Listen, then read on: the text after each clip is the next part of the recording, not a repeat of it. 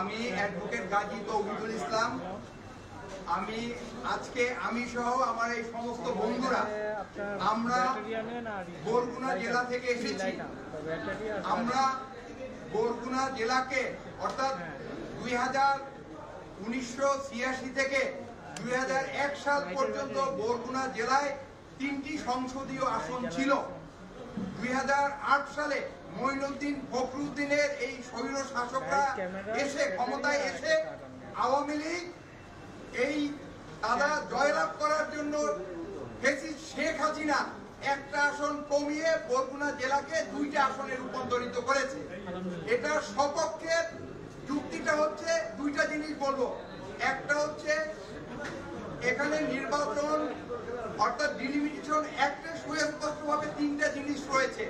একটা হচ্ছে প্রশাসনিক সুবিধা, আরেকটা হচ্ছে ভৌগোলিক অখণ্ডতা এবং আরেকটা হচ্ছে জনসংখ্যা। এবং তার মধ্যে 1 নম্বর হচ্ছে প্রশাসনিক সুবিধা। বরগুনার মানুষ প্রশাসনিক সুবিধা থেকে বঞ্চিত। 13 ঘন্টা লাগে বরগুনা জেলা শহরে আসতে। বরগুনা জেলার সাথে বড় 2টা নদী রয়েছে, ভয়াল নদী, যেগুলো বর্ষাকালে জেলা শহরের থেকে পুরোপুরি বিচ্ছিন্ন হয়ে যায়, যোগাযোগ বিচ্ছিন্ন হয়ে যায়। এক একটা নদীর চওড়া হচ্ছে 5.5 কিলোমিটার।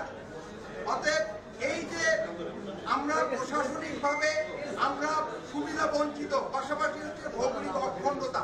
এবং ভৌগোলিক অখণ্ডতার যে আইন আছে সেই আইনে সুস্পষ্টভাবে বলা রয়েছে ভৌগোলিক অখণ্ডতা থাকতে হবে। এখানে দেখেন পায়রা নদীর ওপারে আমতলী, তালতলী এবং এপারে হচ্ছে বরগুনা সদর।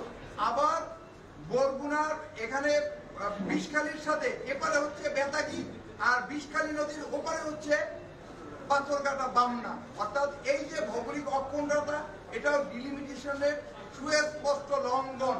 এবং পাশাপাশি আপনারা দেখবেন সারা বাংলাদেশের সীমানাগুলো যদি আমরা এগুলো দেখেন তাইলে দেখবেন মিনিমাম বাংলাদেশ 25টা আসনের সীমানা থেকে এই বরগুনা 3টা আসনের সীমানা বড়, মিনিমাম 25টা।